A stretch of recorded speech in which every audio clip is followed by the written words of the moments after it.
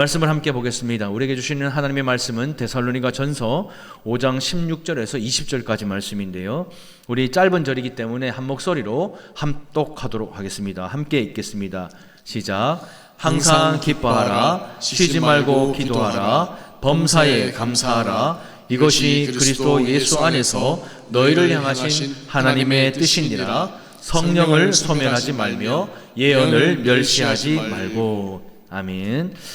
데살로니가 전서는 이 신약 성경 중에서 제일 먼저 기록된 바울의 편지입니다. 그래서 이 편지의 내용 중에서는 이 초기 기독교 복음이 잘 녹아 있다라는 것이죠. 이 데살로니가 전서 강해 설교를 제가 시작하면서 이 초기 기독교 복음이 무엇을 강조하고 있는지, 또 이 시대를 살아가는 우리가 지금 놓치고 있는 부분이 무엇인지를 돌아보기 위해서 흔들리지 않는 교회라는 주제를 잡고 지금까지 강해 설교를 전하고 있죠. 지금까지 데살로니가 전서 강해 설교를 통해서 가장 많이 들은 단어가 종말입니다. 그럼 이 기독교 초기 복음에서 이 종말이라는 내용이 혼돈과 혼란이 있었다라는 사실을 우리는 좀 기억할 필요가 있고, 이 종말이라는 단어가 지금까지도 우리에게 혼란과 혼돈을 준다라는 것입니다. 이 초기 기독교 복음이 강조하는 것은 종말이었는데, 오늘날 한국교회가 가장 간과하고 있는 부분도 이 종말이라는 것입니다.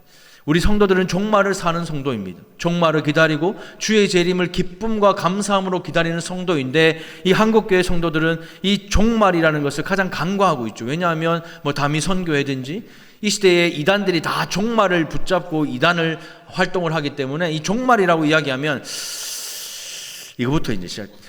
교회에서 종말 이야기하면 또 이야기하다 종말 이야기하면 왜요? 지금 내가 먹고 살기도 바쁜데, 오늘 하루 건건히 살기도 바빠 죽겠는데 무슨 종말입니까 지금? 있잖아요. 우리 자식 결혼도 해야 되고, 내 지금 진급도 해야 되고, 내 지금 직장생활도 해야 되고, 지금 삶을 살아내야 돼. 무슨 종말입니까? 그러니까 이 종말 이야기를 하면 사람들이 대부분 듣지를 않죠. 그리고 간과를 합니다. 그것이 이 시대를 살아가는 우리의 모습이죠. 이 예수 그리스도를 믿은 이후부터 하나님의 말씀을 들으면 다시 오실 예수님에 대한 말씀으로 성경 속에 가득합니다.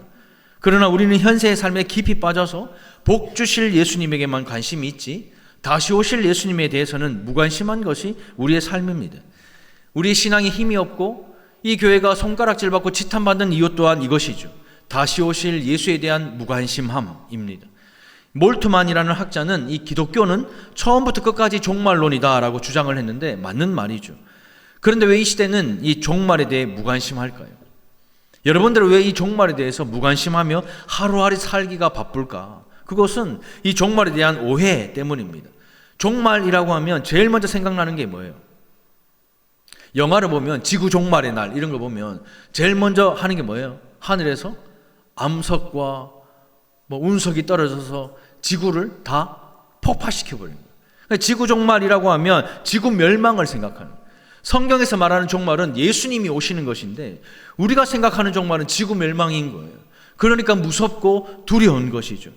하지만 종말론은 세상 멸망에 관한 이야기가 아니다라는 사실을 여러분들 반드시 기억하십시오.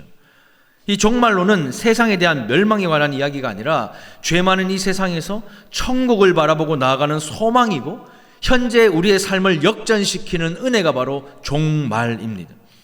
이처럼 이 데살로니가 전서는 종말론 신앙을 복음의 핵심으로 강조하는 편지가 이 데살로니가 전서이죠. 그렇다면 이 다시 오실 그리스도를 소망하는 우리 그리스도인은 어떤 현재의 삶을 살아야 하는가? 이것이 오늘 말씀의 핵심입니다. 오늘 설교 본문은 굉장히 중요하고 유명한 말이죠. 여러분들 정말 많이 들었던 말씀. 저도 어릴 때부터 얼마나 들었던지, 항상 기뻐하라, 쉬지 말고 기도하라, 범사에 감사하라. 이는 예수 안에서 너희에게 행하신 하나님의 뜻이다. 진짜 주구장창 들었습니다. 찬양도요, 그날이 도적같이 이 찬양은 요즘 찬양이 아니고 옛날 찬양이잖아요. 얼마나 많이 불렀습니다. 그래서 우리는요, 어떻게 사람이 항상 기뻐할 수 있는, 말도 안 된다. 그렇잖아요. 아니 어떻게 사람이 안 쉬고 기도할 수 있습니까? 말도 안 되지. 아니 어떻게 범사에 감사할 수 있습니까? 이거는 더더욱 말도 안 되는 일. 그러니까 우리가 이걸 대수롭지 않게 여기는 거예요. 이 말씀을 하나님의 말씀으로 받지 않고 그냥 대수롭지 않은 말씀으로 받는 것입니다. 왜요? 말이 안 되거든요. 어떻게 항상 기뻐하고, 어떻게 쉬지 말고 기도하고, 어떻게 범사에 감사합니까? 말도 안 되죠. 하지만 주님의 재림을 기다리며 준비하는 성도가 어떻게 살아가야 하는가? 이 말씀이 오늘 이 본문의 말씀인 겁니다. 먼저는요, 사람과의 관계 측면에서 우리가 지난주 살펴봤죠. 우리를 위하여 수고하고 다스리고 권면하는 그 지도자들을 우리가 존경하고 사랑 안에서 귀하게 여겨야 한다라는 것이 사람과의 관계 측면입니다.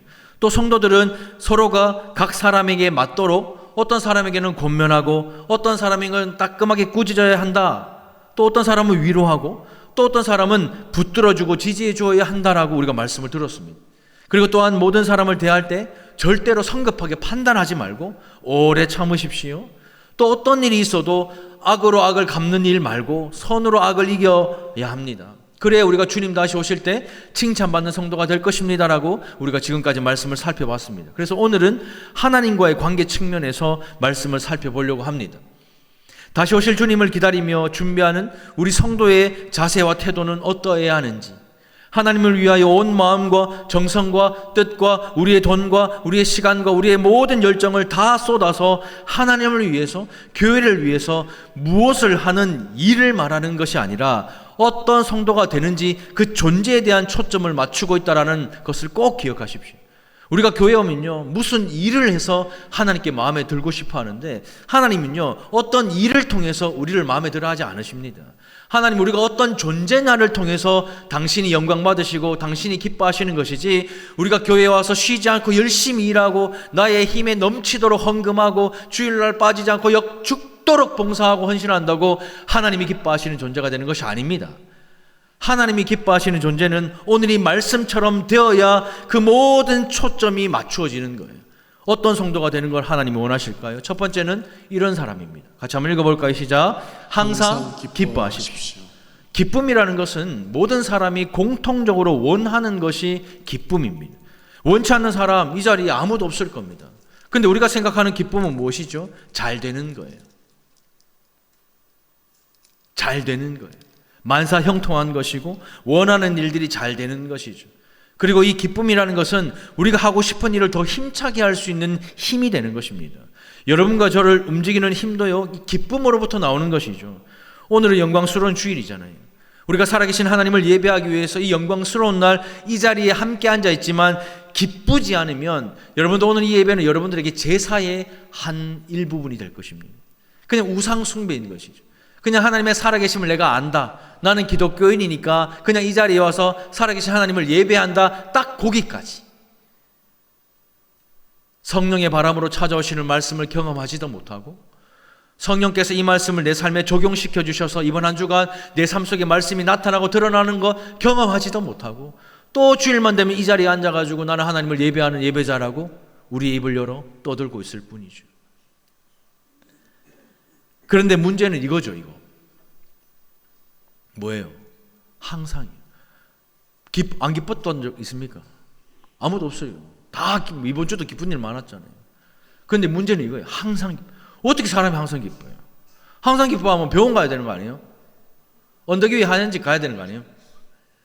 맞잖아요. 어떻게 사람이 항상 기뻐합니까? 말도 안 되는 일이죠. 그런데 성경은요, 항상 기뻐하래요. 편지를 받은 데살로니가 성도들은 지금 어떤 상태죠? 유대인들로부터 핍박을 받고 있는 거예요. 동족들로부터 핍박을 받고 있고 지금 고난의 중심을 통과하고 있는데, 그런 성도들에게 항상 기뻐하라 사도 바울은 권면합니다. 아니 무슨 불난 집에 부채질 하는 것도 아니고, 아니 뭐 조롱하는 건 아닙니까? 이 정도면.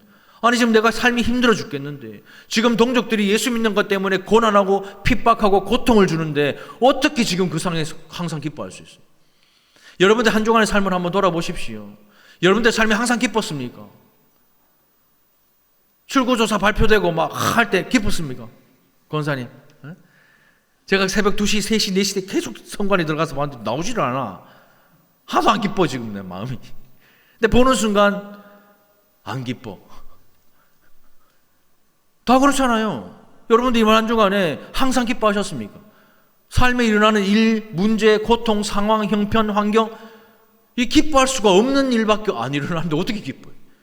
근데 사도 바울은요, 조롱하는 것도 아니고 불난 집에 부채질하는 것도 아니고, 지금 내가 힘들어 죽겠는데, 괴로워 죽겠는데, 자식 때문에 속상해 죽겠는데, 남편 때문에 이놈의 미워가지고 환장하겠는데, 자식 때문에, 남편 때문에, 아내 때문에, 돈 때문에 환장하겠는데, 그때도 기뻐하래요. 근데 이 말은요, 우리 성도들의 삶에 나타나야 하는 이 기쁨이라는 것은 어떠한 환경이나 상황이나 형편에 의해서 좌우되는 그러한 기쁨이 아니다라는 것입니다. 환경과 상황이 바뀔 때마다 일희일비하지 말라라는 것이죠. 여러분의 삶이 어떤 자리에 있더라도, 어떤 상황과 어떤 형편에 있더라도 항상 이 기쁨이 여러분을 다스리고 여러분의 특징이 되도록 사는 것이 재림을 기다리는 성도들의 특징이다라는 것을 말씀하는 것입니다. 어떠한 상황과 형편에 있더라도 기쁨이 나를 다스리는 것이, 하나님의 다스림이 있는 것이 하나님의 나라이듯이 기쁨이 나를 다스리면 기뻐할 수 있는 것이죠. 그런데 우리가 어떻게 항상 기뻐할 수 있습니까? 더군다나 고난을 통과하고 핍박을 겪고 있는 사람들이 어떻게 항상 기뻐할 수 있는가? 세상을 사는 동안 아픔이 있죠, 눈물 있죠, 실패도 있죠. 그런 우리가 어떻게 항상 기뻐할 수 있습니까? 아니, 말도 안 되는 이 일을 하나님이 우리에게 하시라고 하시는 것일까요? 아니겠죠. 그럼 어떻게 우리가 이 말씀에 순종하며 살아갈 수 있을까 말입니다. 에베소서 1장 4절인데요. 우리 같이 한번 읽어보겠습니다. 시작. 곧 창세전에 그리스도 안에서 우리를 택하사 우리로 사랑 안에서 그 앞에 거룩하고 흠이 없게 하시려고 말씀합니다. 이 구절 잠깐 띄워놓으시고, 여러분과 제가 예수를 믿고요, 주님을 인격적으로 만난 것은 하나님이 우리를 사랑하시기 때문입니다. 그 사랑의 시작이 언제죠? 언제라고 해요? 곧 언제요? 창세전입니다. 여러분과 제가 어머니 뱃속에 있기도 전에 이미 창세전부터 그 사랑이 시작되었어요. 이 천지와 만물이 만들어지기도 전에, 돈과 물질이 만들어지기도 전에 창세전부터 하나님이 나를 택하여 주셔서 그 사랑을 경험하게 하시고, 그 사랑이 이 세상에 어떤 것도 끊을 수 없다는 그 사실을 날마다 예수께서 말씀으로 경험하게 하셔서 이 그리스도 예수를 통해서 하나님의 자녀가 된 것이죠. 그래서 항상 기뻐할 수 있는 이유가 무엇이냐? 환경이나 상황이나 형편이 아니라 이미 창세전부터 시작된 그 하나님의 사랑 때문에 감사할 수 있고 기뻐할 수 있는 것입니다. 하지만 처음 사랑을 잃어버리면 기쁨이 사라지는 것이죠. 부부간의 삶도 그렇잖아요. 처음 만나서 사귈 때 얼마나 좋습니까? 얼마나 좋게요. 결혼하고 신혼 때요, 얼마나 좋습니까? 지금도 신혼과 같이 살고 계시지요? 뻥이잖아요. 어떻게 신혼처럼 살아요? 저도 지금 올해 19년 결혼차인데 신혼처럼 못 삽니다. 신혼 때도 잘 못했지만 지금도 여전히 잘 못해요. 어떻게 신혼처럼 살아요? 안 돼요. 항상 기뻐할 수가 없어요. 그건 당연한 것이잖아요. 왜요? 처음 사랑을 잃어버리면 기쁨을 잃어버리기 때문입니다. 우리가 하나님의 사랑을 받는다고 생각하는 것은 뭐죠? 아, 나는 하나님의 사랑을 받고 있다 느낄 때가 언제입니까? 병이 있다가 나아야 아, 하나님은 나를 사랑하셔. 문제가 있다가 해결되면 아, 하나님은 나를 사랑하셔. 없던 돈이 생겨야 아, 하나님이 나를 사랑하신다. 일이 다 해결되고 잘 풀리면 아, 하나님이 나를 사랑하신다. 아, 만사형통하면 하나님께 나는 사랑받는 사람이다. 이렇게 느낍니다. 그죠? 하지만 죄 많은 세상이 어떻게 이런 일만 있을까? 날마다 한숨 가득한 인생이고, 돌아보면 사고 나고, 돌아보면 사건이 생기고, 그게 우리의 인생인데 하루 종일 기쁨보다는 슬픔과 우울함이 가득한 것이 우리의 인생입니다. 하루에 12번도요, 이 감정의 기복이 있으니까 항상 기뻐할 수가 없는 것이죠. 그러나 하나님이 우리를 변함없이 사랑하는 줄 안다면 항상 기뻐할 수 있는 것입니다. 그래서 성경은요, 처음 사랑을 잃어버리지 말아라고 말씀하는 것입니다. 우리를 위하여 이 땅에 오셨습니다. 우리를 위하여 이 땅을 사셨습니다. 우리를 위하여 십자가에 죽으셨고 우리를 위하여 다시 사셨습니다. 그리고 우리를 위하여 하나님의 보좌 우편에서 중보하고 계시는 예수님이 얼마나 많은 은혜를 우리에게 부어주시는지를 안다면 항상 기뻐할 수밖에 없다는 것이죠. 우리를 사랑하는 예수님께서 날마다 우리를 가장 좋은 길로, 가장 완전한 길로 인도하신다는 사실을 안다면 항상 기뻐할 수밖에 없는 것이죠. 지금 내 상황에 문제가 생겼습니다. 아니, 그래도 하나님이 가장 좋은 길로 인도하실 거야. 하나님이 가장 완전한 길로 인도하실 거야. 지금 우리 가정에 자녀에 문제가 생겼습니다. 아니요, 하나님이 가장 좋은 길로 인도할 것이야. 하나님이 가장 선한 길로 인도할 것이야. 지금 우리 가정에 경제적인 문제가 생겼습니까? 아니요, 하나님이 가장 좋은 길로, 가장 완전한 길로 인도하시는 하나님의 사랑인 줄 믿으시기 바랍니다. 그래야 항상 기뻐할 수 있는 것이죠. 이 기독교 신앙은요, 우리가 세상 살면서 눈물 날 일 없게 해주는 종교가 아니에요. 눈물 날 일 없도록 비는 것은 이방 종교입니다. 여러분들 갓바위 803 가봐요. 비는 게 뭔데요? 다 잘 되도록 해달라는 거잖아요. 비나이다 비나이다. 그거는 이방 종교입니다. 죽은 신에게 비는 그냥 기복인 것이죠. 근데 우리 기독교 신앙은요, 기복 신앙이 아닙니다. 눈물 날 일 없게 해주십시오. 그렇게 하나님께 복을 비는 종교가 아니라는 거예요. 오히려 이 땅을 살아가는 동안에 눈물 날 일이 훨씬 더 많고 예수 믿기 때문에 훨씬 더 큰 고난을 겪을 때가 훨씬 더 많습니다. 예수 안 믿으면 편하죠. 예수 안 믿으면 술자리 가고, 예수 안 믿으면 샤바샤바하고, 예수 안 믿으면 딸랑딸랑하고, 예수 안 믿으면 다 해가지고 막 비 맞춰가지고 쭉쭉쭉쭉 타고 올라가면 되죠. 근데 예수 믿는 것 때문에 다 포기하고 내려놔야 되는 이 세상에서 어떻게 눈물 날 일이 없어요? 예수 믿는 것 때문에 더 큰 고난을 겪을 때가 훨씬 더 많은데. 근데 성경을 보세요. 고난 없는 인생이 있습니까? 실패 없는 인생이 있어요? 눈물 없이 기쁨을 누리는 인생이 있었습니까? 아브라함부터 시작해서 우리가 아는 믿음의 선배들 다 보세요. 모두가 실패하고 훨씬 더 눈물 날 일이 더 많았고, 훨씬 더 예수 안 믿으면 승승장구했을 그들이 예수 믿는 것 때문에 포기하고 낮아지고 예수님이 십자가에 죽으시기까지 하셨습니다. 그것이 기독교 종교인 것이죠. 여전히 변하지 않는 그런 상황 속에서 우리가 예수님을 믿는 이 믿음을 사용하고 이 기쁨을 절대로 빼앗기지 않도록 주님이 우리를 창세전부터 사랑하셨다는 사실을 결코 잊지 마십시오. 좋은 일만 있다고 기쁜 게 아니에요. 눈물을 흘려봐야 눈물 흘리는 사람의 눈물을 닦아줄 수 있는 것이 진짜 기쁨 아닐까요? 그것이 성경이 말하는 기쁨인 거예요. 함께 웃고 함께 우는 우리 달산교회가 이 기쁨을 경험하게 되기를 축복합니다. 우리도 인생을 살아가면서 얼마나 많은 눈물을 흘려요. 그러나 그 눈물이 우리의 기쁨을 빼앗아갈 수가 없다라는 것입니다. 빼앗기면 안 된다라는 것이죠. 우리를 향한 하나님의 사랑, 예수께서 우리에게 주신 엄청난 이 은혜 때문에 어떤 슬픔과 질고를 겪는 순간에도 우리는 기쁨을 빼앗길 수가 없는 것입니다.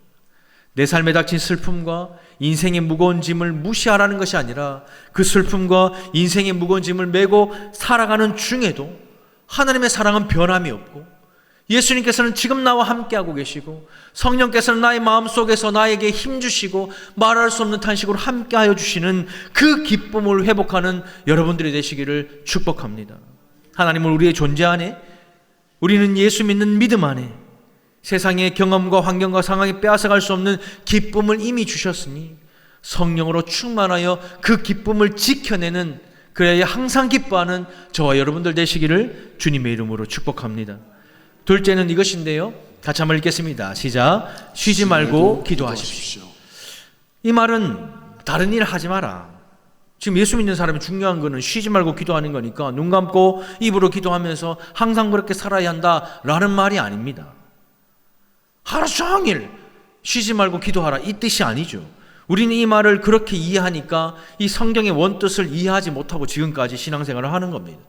이것은요, 여러분의 모든 삶의 자리에서 기도하는 것과 같은 태도로 살아야 한다라는 것입니다.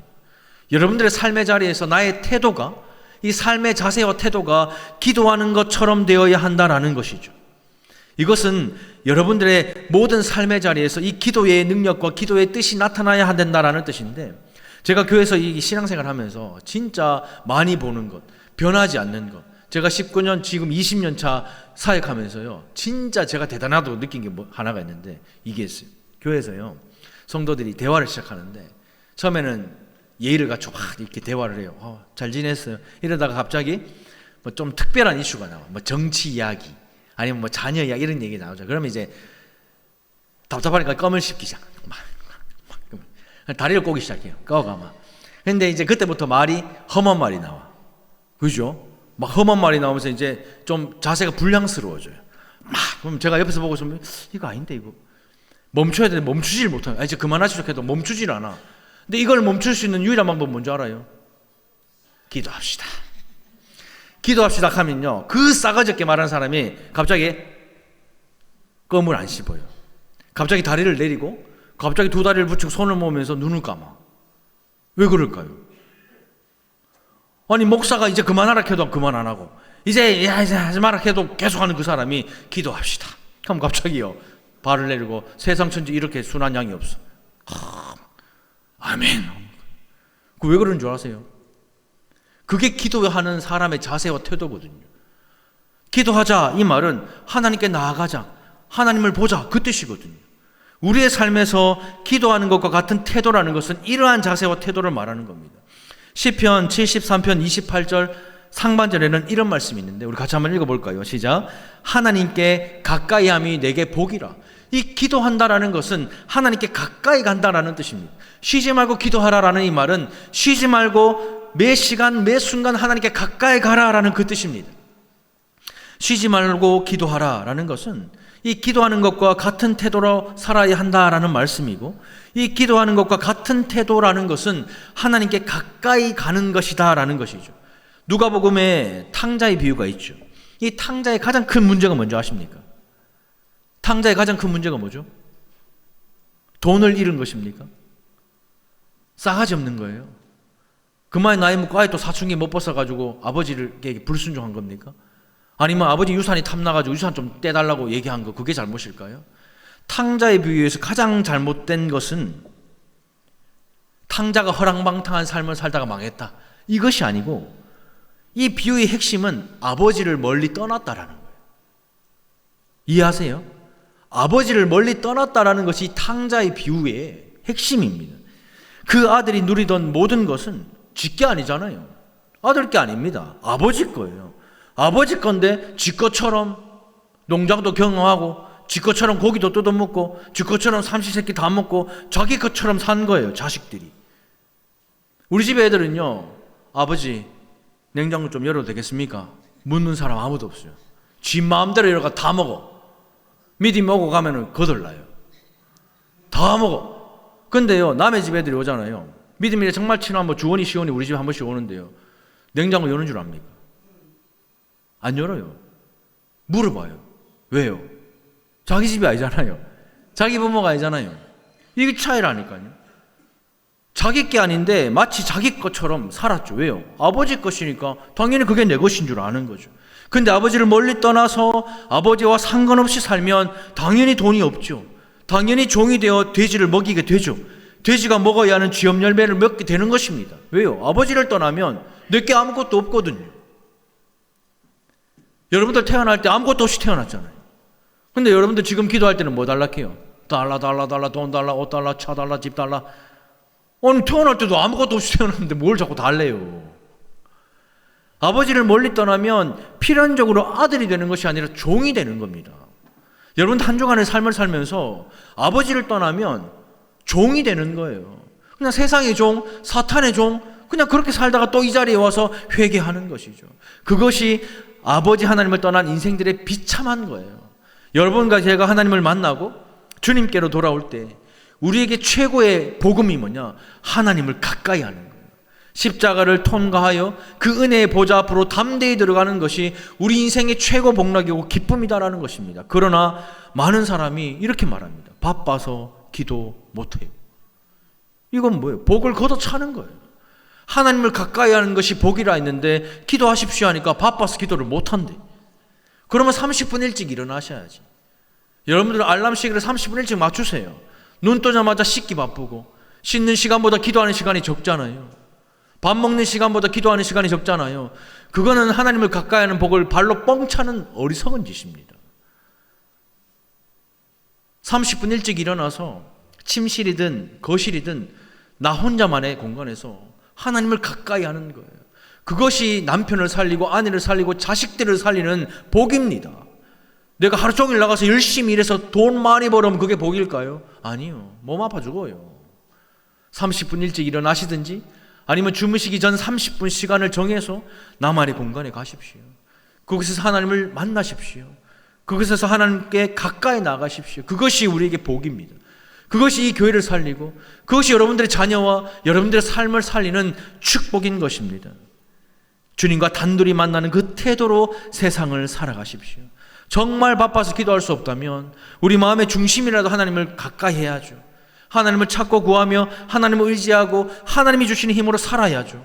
하나님을 향한 내 마음의 중심과 태도를 잃어버리지 않고 쉬지 않고 기도하는 그 태도로 우리 일상을 살다가 하나님이 우리에게 은혜를 주셔서 좀 쉬는 시간을 주십니다. 진짜 바쁘게 산 사람들 아프잖아요. 그러면요, 그 시간이 어떤 시간인 줄 압니까? 정말 죽도록 고생하다가 몸이 아픈 게 아니라 쉬어라는 이야기죠. 여러분들에게 질병이 찾아옵니까? 쉬어라는 하나님의 뜻입니다. 또 여러분들에게 어떤 직장이나 뭐 경제적인 문제가 생겨가지고 아무것도 할 수 없는 상태가 옵니까? 그러면 하나님이요, 쉬어라 말씀하시는 시간이죠. 근데 우리는 이 쉴 때 어디로 갑니까? 산으로, 들로, 바다로.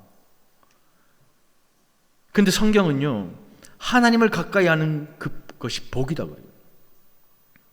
쉬지 않고 기도하는 태도로 우리의 일상을 살다가 하나님이 마침내 환경과 시간을 우리에게 딱 허락하시면 우리는 산과 들과 바다가 아니라 가차없이, 지체 없이요, 이 기도의 골방으로 들어가야죠. 주님과 단둘이 있는 그 태도와 자세로 세상을 살려면 기도의 자리에 나오셔야죠. 우리가 금요일날 성령 기도회 하는데 딱 오는 사람만 늘 와요.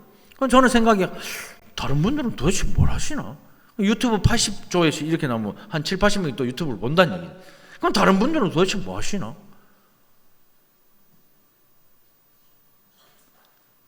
그러면요, 하나님께 가까이 하는 복을 절대적으로 누리지 못하는 것이죠. 세상을 살아가면서 이 땅에서 누리는 최고의 복락은 기도입니다. 하나님을 가까이 함이 내게 복이라, 이 고백처럼 기도를 목말라 하고 나의 일상의 모든 자리를 기도의 연장선으로 살아야 진짜 예수 믿는 맛이 무엇인지를 알 거 아닙니까? 하나님을 가까이 하는 복이 무엇인지를 알게 될 거 아닙니까? 쉬지 말고 기도하라, 이 말씀 안에는 주님이 여러분과 저를 얼마나 보고 싶어하고 얼마나 사랑하시는지 창세전부터 사랑하셨던 그 사랑 고백이 이 고백에 담겨 있는 것이죠. 쉼없이 틈나는 대로 기도의 골방으로 와서, 기도의 자리로 와서 만나자, 내 얼굴 좀 보자, 이렇게 우리를 초대하시는 겁니다. 쉬지 말고 기도하라, 이 말씀을 들을 때에 안 되는 걸 하라고 하시는 하나님의 고집스러움이 느껴지십니까? 아니면 모든 상황과 형편을 다 알고 계시는 하나님을 가까이 하여서 도움받기를 원하시는 하나님의 그 마음이 느껴지십니까? 지금도 우리를 기다리고 찾으시는 아버지를 부르고 아버지께 가까이 나아가고 그 아버지를 의지하며 내가 아버지 없이는 우리 삶이 가능하지 않다, 그 고백으로 하루를 시작하고 하루를 마치는 저와 여러분들 되시기를 주님의 이름으로 축복합니다. 셋째는요, 이런 사람입니다. 같이 한번 읽어볼까요? 시작. 범사에 감사하십시오. 우리가 예수를 믿을 때 세상과 완전히 다른 질서를 마주하게 되는데, 우리가 사는 세상의 질서는요, 일한 대로, 능력대로, 공로대로, 자격대로입니다. 이런 세상을 사는 여러분과 저는요, 이 예수를 만나면 전혀 다른 질서를 경험하게 되는데, 일하는 것이 없어요. 내가 공로가 없어요. 내가 자격이 없어요. 내가 능력이 없어요. 그런데 그 자격과 공로에 근거하지 않고 값없이 주시는 이 믿음을 하나님이 선물로 주시고 그 믿음으로 하나님의 은혜를 경험하게 하는 것을 우리가 경험하게 되죠. 내가 한 게 아무것도 없는데 하나님이 이루어 주십니다. 내가 하나님께 드린 것이 없는데 하나님은 내게 주십니다. 그래서 우리는 이 땅을 살아가면서 모든 것이 은혜다라고 고백할 수 있는 것이죠. 자격 없는 우리에게, 일한 것 없는 우리에게, 공을 세우지 못한 우리에게 우리를 너무나 사랑하시는 아버지 하나님이 예수의 그 십자가 은혜로 값없이 귀한 선물을 거저 주셨으니까 얼마나 감사합니까? 그것도 공짜로 주셨으니까 당연한 것이 아니라 예수의 피값으로 주신 것이고 생명과 바꾼 주님의 사랑이기 때문에 감사할 수밖에 없는 것이죠. 세상 사람들은요, 자녀가 공부를 잘하는지 못하는지, 좋은 대학에 합격하는지 불합격하는지, 금수저 물고 태어나는지 은수저 물고 태어나는지, 좋은 직장에 들어가는지 들어가지 못하는지, 그런 것들로 속 태우고 조급해하지만 우리는요, 자녀가 공부를 못하고 남들보다 좀 뒤쳐져도 가장 좋은 길로, 가장 완전한 길로 인도하시는 그 하나님의 섭리를 믿기 때문에 감사할 수 있는 것이죠. 지금 당장 내 문제 해결되지 않고 지금 당장 내가 원하는 것이 안 돼도 하나님은 가장 좋은 길로, 가장 완전한 길로, 특별한 섭리로 우리를 인도해 주실 것을 알기 때문에 감사할 수 있는 것입니다. 그래서요, 범사에 감사하라라고 하십니다. 하나님 살아계시고 지금도 특별한 섭리로 우리를 인도하시니까 감사할 수밖에 없는 거예요.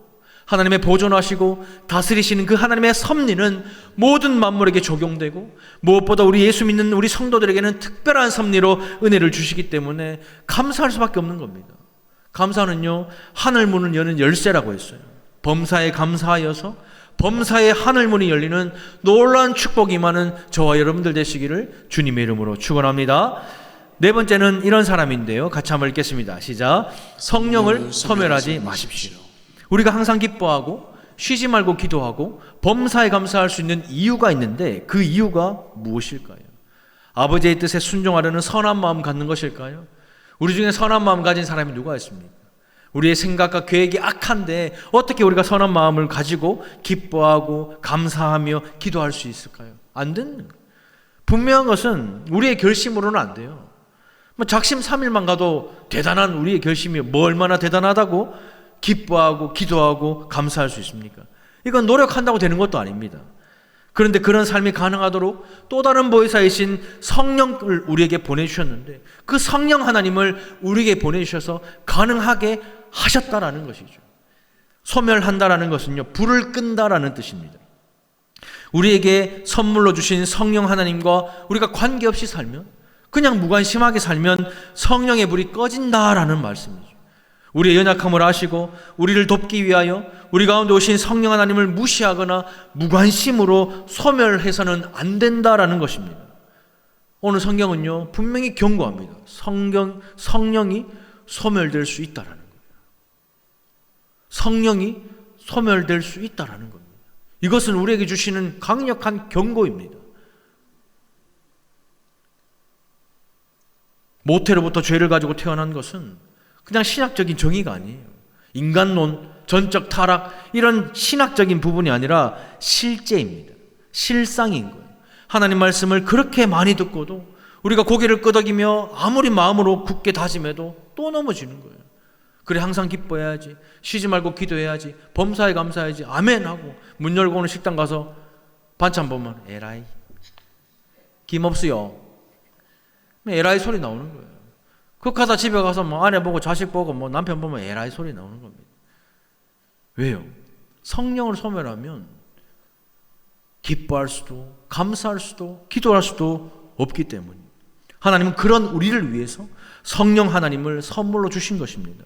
그러므로 성령을 소멸치 않고 성령 하나님의 임재를 구하고 성령으로 충만하고 성령님과 동행해야 항상 기뻐할 수 있고 쉬지 말고 기도할 수 있고 범사에 감사할 수 있는 것입니다. 그러나 성경은요, 분명하게 성령을 소멸하는 행위가 있다라고 말씀합니다. 오늘 이 말씀을 통해서 성령을 소멸치 않고 성령으로 충만한 저와 여러분들 되시기를 주님의 이름으로 축복합니다. 마지막 다섯째인데요, 함께 읽겠습니다. 시작. 예언을 멸시하지 마십시오. 성령을 소멸하는 가장 대표적인 행위가 있는데 그 행위가 뭐냐면 예언을 멸시하는 거예요. 이 예언, 즉 하나님의 말씀을 멸시하면 안 된다라는 의미죠. 여러분과 제가 성령의 임재와 성령의 충만함을 따라 살아갈 때에 조심하고 애써야 하는 것은 예언을 멸시하지 않는 것입니다. 즉 말씀을 멸시하지 않는 것이죠. 신앙생활 하는 사람들에게 말씀을 멸시하지 마십시오 이렇게 말하면요, 아무도 말씀을 멸시한다고 말하는 사람 없어요. 여러분들이 말씀을 멸시하면 지금 이 자리에 앉아 있겠습니까? 여러분들이 말씀을 멸시하면 목사의 설교를 듣고 이 시간 앉아 있겠습니까? 여러분들이 말씀이 하나님의 말씀인 줄 알고 인정하니까 지금 이 자리에 앉아 있는 것이죠. 그러나 굉장히 다양한 방법으로 우리는 이 말씀을 멸시할 수 있어요. 우리 교회도, 우리 성도들도, 심지어 목사인 저도 그럴 수가 있습니다. 수백 년 된 서양의 교회들이 술집으로 팔리는 이유가 뭔지 아세요? 우리나라도 얼마 전에 대형 교회가 돈이 없어서 팔려버렸어요. 그런데 팔렸는데 이 카페 주인이 그 교회를 샀는데요, 자기가 생각해 볼 때 이걸 리모델링하면 또 돈이 들잖아요. 그러니까 이 교회 모양 그대로, 안에 있는 교회 그 형상 그대로 카페를 했는데 사람들이 다 욕했어요. 교회 누가 가냐고. 그런데 그 카페가 줄이요. 주차할 때 동네 사람들이 민원을, 주차 초입부터 차가 막 미어 터진다는 거예요. 사람들이 궁금한 거예요. 이 교회 카페는 어떤지 궁금하니까 전국 팔도에서 다 찾아오는 겁니다. 저도 진짜 한번 가보고 싶더라고요. 왜 이렇게 교회들이요 팔려가고 카페로 바뀌겠습니까? 이렇게 치명적으로 도미노처럼 무너지는 이유가 뭘까요? 많은 사람들은 지금 이 시대에 우리나라의 이 문제가 다음 세대가 없기 때문이다 이렇게 말해요. 맞아? 맞습니까? 맞습니까? 맞아요. 방금 맞다고 한 것 같은데. 맞다 한 것 같은데. 맞아요, 안 맞아요? 맞죠. 그런데요, 정답이 아닙니다. 성경 봐요. 다음 세대를 말씀으로 양육하지 못했던 일이 지금 이때만 있는 게 아닙니다. 언제부터 있었어요? 그때에 왕이 없으므로 자기의 소견대로 행했던 사사시대.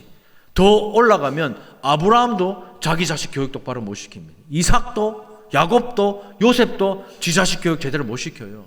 뭐 이 사람들만 그래요. 다윗은 어떻습니까? 사무엘은요. 엘리 제사장은요. 아니, 성경에 나오는 성경 인물들 보면 자기 자식을요 제대로 말씀으로 훈련하고 양육시킨 사람 많이 없어요. 그러니까 이 다음 세대가 없어서 교회가 무너졌다라고 말하는데 왜 다음 세대가 없는가? 그걸 고민해야 되는 거예요.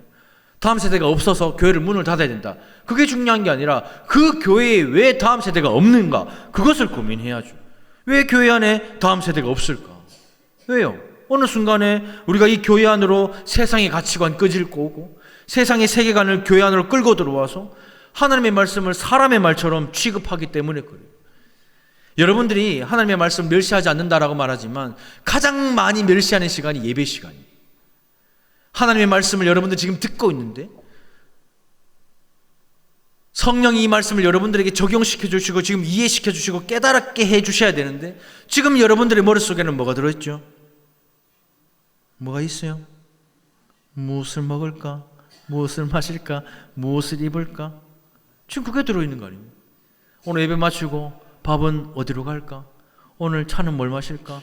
오늘 저녁에 약속 있는데 어떻게 할까? 지금 다 그 생각하고 있는 거 아니에요? 아니, 말씀 시간에 말씀을 훼손하고 말씀을 회방하고 성령을 소멸하는 일들이 지금 이 자리에서 벌어지고 있는 거예요.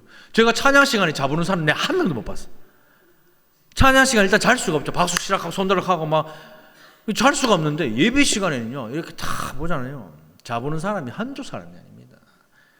다 보입니다. 한번 경험하게 해드릴게. 한번 올라와 보이소. 이거 보잖아요. 다 보여요. 기가 막히게 다 보여. 다 자고 있는지 딴 생각하는지 모르겠죠. 다 압니다. 저도 알겠는데 성령이 모를까? 다 알죠. 우리나라도요 동일해요. 종교의 자유 있죠. 서구 이 비산 2, 3동에도 한 집 건너 한 집 교회입니다. 이 교회 이 서구 비산동에 네이버 지도 찍어가지고 교회 찍잖아요. 얼마나 많으죠. 교회가요 뭐 넘쳐납니다. 그러니까요 교회가 많으니까 사람들이 그냥 교회를 중요하게 생각하지 않는 거죠. 이 교회 하면 저 교회 가면 돼요. 저 교회 하면 또 저 교회 가면 돼. 이 교회 가는데 선물 좋은 거 안 좋으면 다른 교회 가면 돼. 좋은 선물 주면 교회 가면 돼. 그냥 그렇게 메뚜기 신앙을 하는 겁니다. 그 성경도요 하나님의 말씀이라 여겨지지 않고 그냥 베스트셀러다 이렇게 여겨지는 거예요. 그래서 대부분의 성도가 성경이 하나님의 말씀이라는 것에는 다 동의하지만 여러분도 동의하시죠? 성경이 하나님의 말씀입니다. 아멘이십니까? 다 동의하시잖아요. 근데 실제로는 하나님의 말씀으로 여기지 않는 거예요. 그러니 말씀을 들어도 이 말씀에 순종하는 것 대수롭지 않게 생각하는 거예요. 내가 이번에 한 주 말씀을 들어도 이 말씀대로 사는 것 대수롭지 않게 생각하는 거예요. 왜요? 이때까지 대수롭지 않게 생각했으니까. 이때까지 대수롭지 않게 예수 믿었으니까.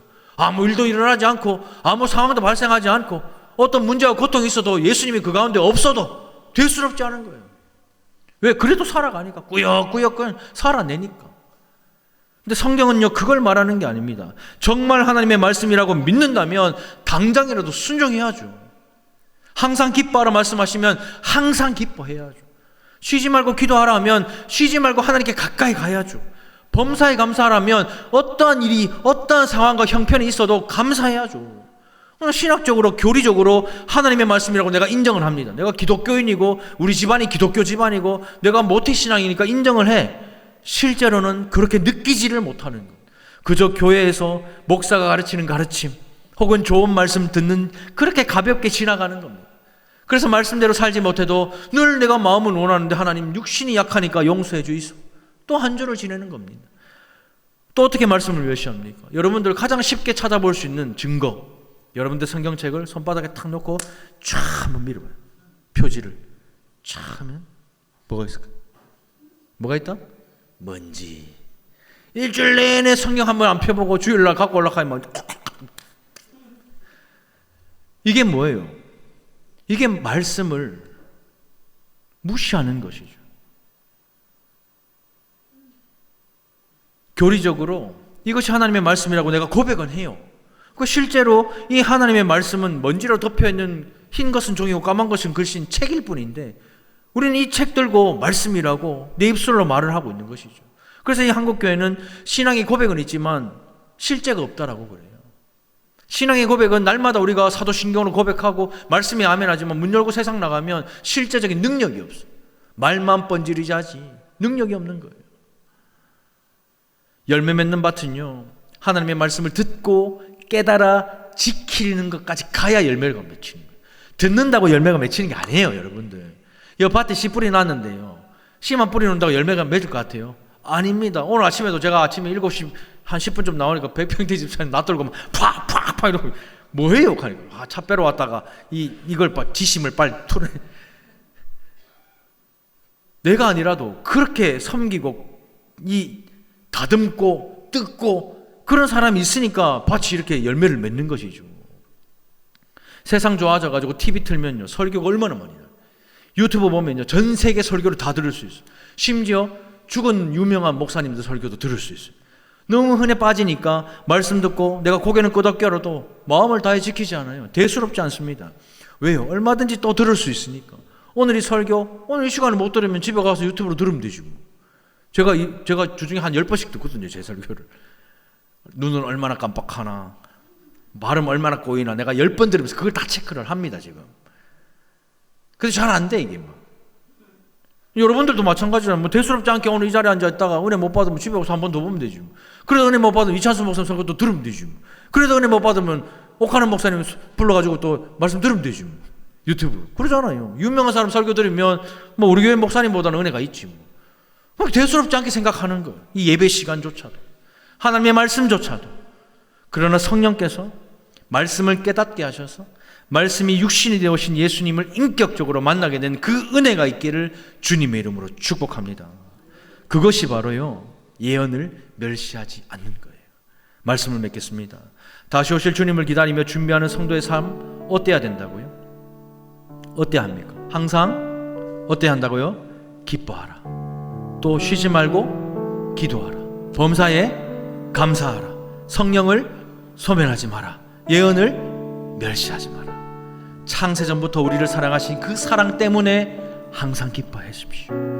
하나님께 가까이 함이 복인다, 우리에게 말씀하셨으니 하나님께 가까이 하는 것, 그 태도와 자세로 기도하십시오. 가장 좋은 길로, 가장 완전한 길로 인도하시기 때문에 범사에 감사하십시오. 우리 연약함을 아시고 도우시는 성령이 계시기 때문에 그 성령을 소멸하지 마시고 하나님의 말씀인 예언을 멸시하지 않는 저와 여러분들 되기를 축복합니다.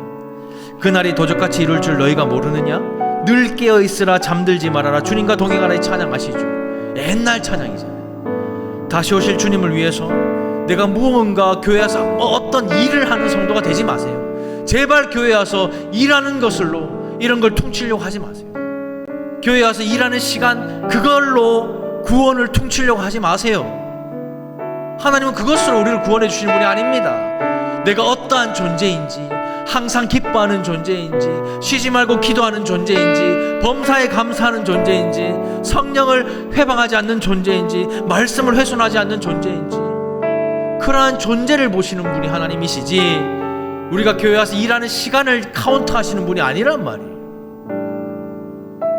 제발 교회 와서 무엇인가를 하는 성도가 되지 말고 오늘 이 말씀처럼 기뻐하고 기도하고 감사하며 성령을 소멸하지 않고 예언을 멸시하지 않는 하나님이 정말 사랑하고 기뻐하는 성도들이 되시기를 주님의 이름으로 축복합니다.